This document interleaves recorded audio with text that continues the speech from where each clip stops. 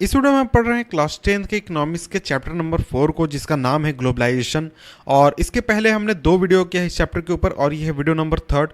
तो इसके पहले के वीडियोस आपने अगर नहीं देखे हैं तो नीचे डिस्क्रिप्शन लिंक है जहां से आप इस चैप्टर के सारे वीडियोस देख सकते हैं। तो अब हम आगे बढ़ते हैं और पढ़ते हैं टॉपिक जिसका नाम है foreign trade and integration of markets. तो आखिर हमें इस टॉपिक में पढ़ना क्या है? इस टॉपिक में हमें पढ़ना है फॉरेन ट्रेड के बारे में, और हमें ये पढ़ना है कि आखिर जो फॉरेन ट्रेड है वो मार्केट्स को, कंट्रीज़ को किस तरीके से जोड़ता है, किस तरीके से इंटीग्रेट करता है। तो अगर आप हिस्ट्री की बात करें तो बहुत लंबे समय तक जो फॉरेन ट्रेड था वही एक जरिया था जिसके ज़रिए दो देश आपस से जुड़ते थे, आपस से किसी भी तरीके का कनेक्शन रखते थे। फॉर एग्जांपल अगर आप बात करें इंग्लैंड की, जिसने इंडिया पर करीब 200 साल राज किया, तो ये देश इंडिया के संपर्क में कैसे आया? तो इंग्लैंड और भारत का जो संपर्क था वो सिर्फ एक रीज़न से था, और वो था फॉरेन ट्रेड। तो अगर हम बात करें जो ईस्ट इंडिया कंपनी की, तो ईस्ट इंडिया कंपनी भारत में सिर्फ एक रीजन से आई थी, और उसका मकसद था ट्रेड करना, बिजनेस करना और उससे मुनाफा कमाना। तो इसी तरीके से आज के अगर हम 50 साल पहले देखें या आज के 30 साल पहले देखें, तो हिस्ट्री अगर हम देखते हैं तो उसमें हम देखते हैं कि दो कंट्रीज, उनके बीच में कनेक्शन का जो फॉरेन ट्रेड है वही एक मुख्य जरिया हुआ करता था। तो आपने हिस्ट्री पढ़ा होगा तो उसमें आपने देखा होगा कि इंडिया से कई सारे ट्रेड रूट्स थे जो कि इंडिया को साउथ एशिया से कनेक्ट करते थे, और इसके अलावा ईस्ट में कंट्रीज से कनेक्ट करते थे और वेस्ट में कंट्रीज से कनेक्ट करते थे, जहाँ से बहुत बड़ी संख्या में ट्रेड होता था। और इन रूट्स, ये जो रूट्स थे ये काफ़ी पॉपुलर रूट्स थे। तो आपको ये याद होगा, हिस्ट्री में आपने पढ़ा होगा कि ये जो ट्रेडिंग इंटरेस्ट था इसके वजह से ही बहुत सारी कंपनीज इंडिया आई थी, जैसा अभी मैंने कहा ईस्ट इंडिया कंपनी। इसके अलावा आप जानते हैं कि पुर्तगाल के लोग भी आए थे, डच लोग भी आए थे, और भी लोग आए थे। तो वो उनका सिर्फ एक मकसद था शुरुआत में, वो था ट्रेड। यानी कि ट्रेड की वजह से ही दो कंट्रीज जिनका आपस में कोई लेना देना नहीं है वो एक दूसरे के संपर्क में आते हैं, एक दूसरे से बात करते हैं या एक दूसरे से रिलेशन रखते हैं। तो इतिहास में अभी तक हमने ये ही पढ़ा है।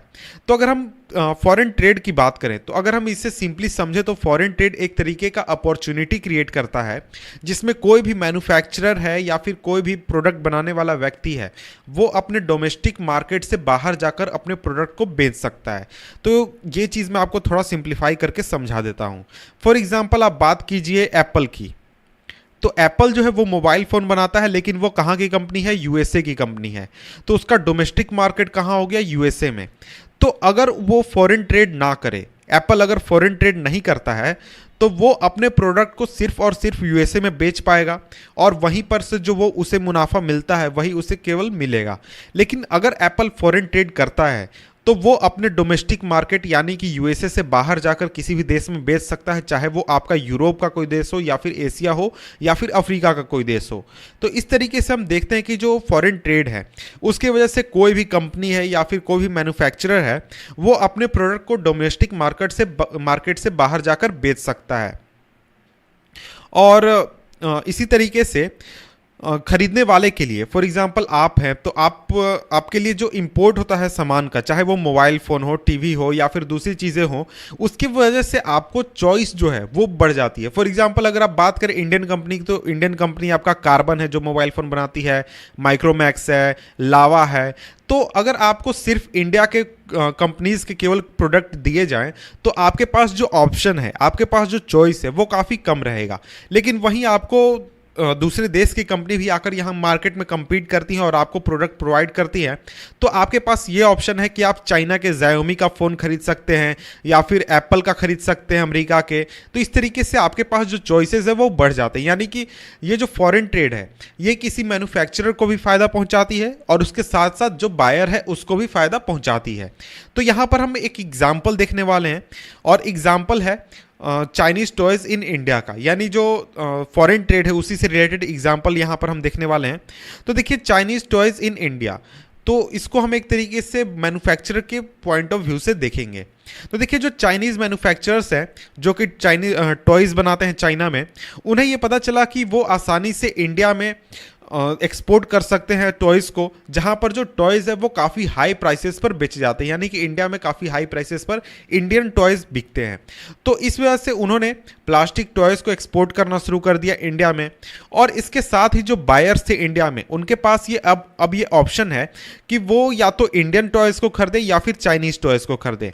तो लेकिन यहाँ पर बात यह है कि जो चाइनीज़ टॉयज़ थे वो काफ़ी सस्ते थे, और इसके साथ ही उनके पास काफ़ी अच्छे डिज़ाइन थे, काफ़ी अच्छे प्रोडक्ट की क्वालिटी थी उनकी। तो इस वजह से जो चाइनीज़ टॉयज़ थे वो काफ़ी ज़्यादा पॉपुलर हो गए इंडियन मार्केट में, और करीब एक साल के अंदर ही करीब 70 से 80% जो टॉयज़ थे वो चाइनीज़ टॉयज़ बिकने लगे इंडियन मार्केट में। और इस वजह से जो टॉयज़ थे इंडिया में वो अब सस्ते हो गए, क्योंकि जो प्रोडक्ट आ रहे थे चाइना से वो काफ़ी सस्ते थे। तो आखिर यहां पर हुआ क्या? तो उसका रीजन ये था कि जो ट्रेड था उसके रिजल्ट के रूप में जो चाइनीज टॉयज थे वो अब इंडियन मार्केट में मौजूद थे, और इसके साथ ही इनके इंडियन मार्केट में आने के बाद जो कंपटीशन था वो अब होने लगा इंडियन और चाइनीज टॉयज के बीच में। तो क्योंकि चाइनीज टॉयज जो थे वो ज़्यादा बेहतर थे, और इसके साथ ही जो इंडियन बायर्स थे उनके पास ज़्यादा चॉइसेस थे और सस्ते दामों पर चाइनीज टॉयज अवेलेबल थे, तो इस वजह से जो चाइनीज टॉयज थे वो आसानी से एक्सपैंड करने लगे, उनका प्रोडक्ट उनका बिक्री ज़्यादा बढ़ने लगा, और लोग जो थे चाइनीज टॉयज को पसंद करने लगे। और इसके अपोजिट अगर हम बात करें तो इंडियन टॉयज जो थे उनको काफ़ी ज़्यादा लॉसेस होने लगे, उनके टॉयज़ नहीं बिकते थे अब, क्योंकि उनके जो प्राइसेस थे वो काफ़ी हाई होते थे। तो इस तरीके से हम देख सकते हैं कि जो चाइनीज़ टॉयज़ मैन्युफैक्चरर थे उनके पास अच्छा प्रोडक्ट था, उनकी क्वालिटी अच्छी थी, वो काफ़ी सस्ते थे, तो उनका जो मार्केट था वो अब एक्सपेंड हो गया। और वहीं अगर हम कस्टमर पॉइंट ऑफ व्यू से देखें तो अब जो कस्टमर था उसको अच्छे प्रोडक्ट मिल रहे थे सस्ते दामों पर, इसलिए वो आसानी से उन प्रोडक्ट को जाकर खरीद सकता था।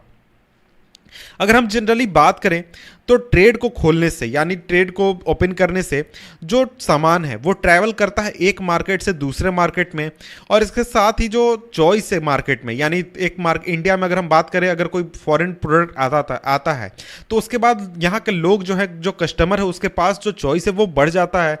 और इसी तरीके से सिमिलर जो गुड्स हैं, यानी एक जैसे मोबाइल फ़ोन्स की हम बात कर लें तो मोबाइल फ़ोन्स के जो प्राइसेस है दो मार्केट में वो लगभग इक्वल होने लगते हैं, और इसके साथ ही जो प्रोड्यूसर्स हैं दो कंट्रीज़ में वो अब एक दूसरे से compete करते हैं, एक दूसरे से कंपटीशन रखते हैं कि कौन ज़्यादा प्रोडक्ट बेच सकता है, ज़्यादा अच्छी क्वालिटी दे सकता है, कौन कम दाम पर दे सकता है। तो इस तरीके से हम देख सकते हैं कि जो फॉरेन ट्रेड है वो एक तरीके से कनेक्ट करता है मार्केट को और इंटीग्रेट करता है डिफरेंट कंट्रीज़ के मार्केट को एक में। जो प्रोडक्ट है, एक ही प्रोडक्ट दो देशों में बिक रहा है, तो हम एक तरीके से समझ सकते हैं कि वहाँ का जो मार्केट है एक दूसरे से इंटीग्रेट हो चुका है, यानी एक मार्केट में जो प्रोडक्ट बिकेगा लगभग उसी प्राइस पर उसी क्वालिटी की प्रोडक्ट आपको दूसरे मार्केट में भी देखने को मिल जाएगी। तो इसके बाद हम नेक्स्ट टॉपिक देखते हैं। नेक्स्ट टॉपिक है हमारा व्हाट इज़ ग्लोबलाइजेशन, कि आखिर ये ग्लोबलाइजेशन होता क्या है। तो देखिए, अगर हम पिछले 2 या 3 डिकेड की बात करें तो ज़्यादा से ज़्यादा एमएनसीज मल्टीनेशनल कंपनीज़ ने लोकेशन खोजा है दुनिया के अलग अलग हिस्सों में, जहां पर वो अपने प्रोडक्शन को सस्ते दामों पर कर सकें। तो इस वजह से जो फॉरेन इन्वेस्टमेंट है एमएनसीज द्वारा वो इन कंट्रीज़ में काफ़ी ज़्यादा राइज हुआ है, इंडिया में भी राइज हुआ है। और इसी समय पर जो फॉरेन ट्रेड है कंट्रीज़ के बीच में वो बहुत ही ज़्यादा बढ़ गया है। और ये जो फॉरेन ट्रेड है इसका एक बहुत बड़ा हिस्सा ये कंट्रोल किया जाता है मल्टीनेशनल कंपनीज़ द्वारा। फॉर एग्जांपल अगर बात करें फोर्ड मोटर्स की, तो फोर्ड मोटर्स का जो मैन्युफैक्चरिंग प्लांट है इंडिया में वो सिर्फ ऐसा नहीं है कि वो सिर्फ इंडिया के लिए कार्स प्रोड्यूस करता है, बल्कि वो यहाँ से कार्स को एक्सपोर्ट भी करता है दूसरे डेवलपिंग कंट्रीज़ में, और उसके साथ ही कार के कंपोनेंट्स को भी दूसरे फैक्ट्रीज तक पहुंचाने के लिए इंडिया को यूज़ करता है। और इसी तरीके से हम देख सकते हैं कि ज़्यादातर जो एमएनसीज हैं वो गुड्स और सर्विसेज के ट्रेड को भी इसी तरीके से इन्वॉल्व कर, इसी तरीके से काम कर रहे हैं।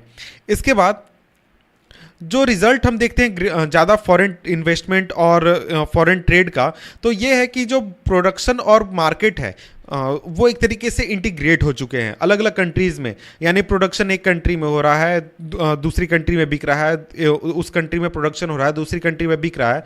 तो इस तरीके से जो प्रोडक्शन का मार्केट है और या फिर जो कस्टमर का मार्केट है वो एक दूसरे से इंटीग्रेट हो चुके हैं दो या लगभग सभी कंट्रीज़ में। यानी कि इंडिया में जो आपको प्रोडक्ट मिलेगा वो आपको चाइना में भी मिलेगा, साउथ कोरिया में मिलेगा, यूएसए में मिलेगा, ऑस्ट्रेलिया में मिलेगा, और लगभग बराबर के दामों पर ही मिलेगा।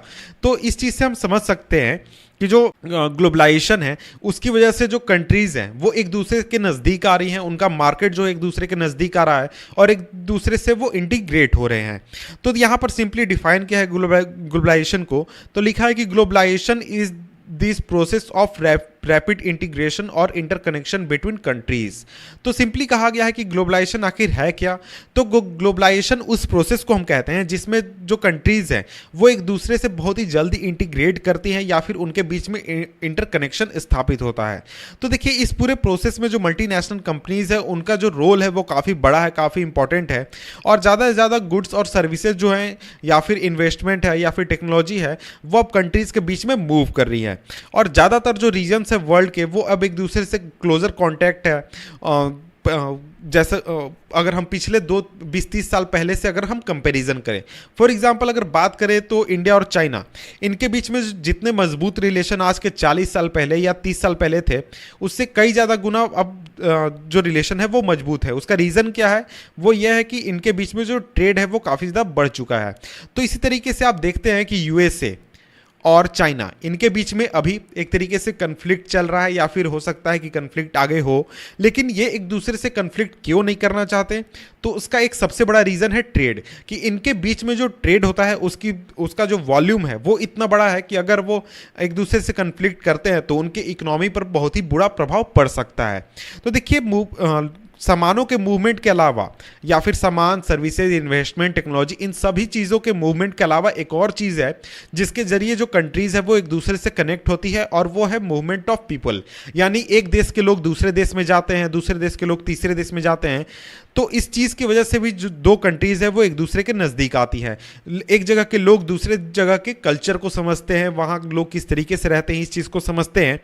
तो अगर हम बात करें तो लोग जो हैं वो एक देश से दूसरे देश या फिर एक जगह से दूसरे जगह ज़्यादा से ज़्यादा बेहतर इनकम, अच्छी जॉब, अच्छे एजुकेशन की तलाश में जाते हैं। फॉर एग्जांपल अगर आप बात करें, इंडिया के बहुत सारे लोग जो हैं वो यूएसए में जाकर जॉब कर रहे हैं, यूएसए में रह रहे हैं, इसी तरीके से कनाडा में रह रहे हैं। तो उनका रीज़न क्या है, वो चाहते हैं कि उन्हें अच्छा जॉब मिले, अच्छा इनकम हो, अच्छा वो लाइफ अपना गुजारें, इसलिए यहाँ से वो दूसरी जगहों पर जाकर मूव कर रहे हैं। और अगर हम पास्ट में बात करें तो इतिहास में कुछ डिकेड से पहले तो इस तरीके का जो मूवमेंट है वो उतना नहीं हुआ करता था जितना आज होता है। तो हम ये देख सकते हैं कि अब इन लोगों के मूवमेंट में भी काफ़ी ज़्यादा इंक्रीज़ हुआ है पिछले 2-3 डिकेड पहले से उसके मुकाबले। तो इस चीज़ की वजह से भी जो कंट्रीज़ है वो एक दूसरे के नज़दीक आ रही हैं। तो इसके बाद हमारा नेक्स्ट टॉपिक है factors that have enabled globalization. आखिर वो कौन से फैक्टर्स थे जिसकी वजह से ग्लोबलाइजेशन मुमकिन हो पाया। तो देखिए इस टॉपिक को हम पढ़ने वाले हैं नेक्स्ट वीडियो में, जिसका लिंक मैंने नीचे डिस्क्रिप्शन में दे दिया है। तो मिलते हैं आपसे हम नेक्स्ट वीडियो में, तब तक के लिए गुड बाय।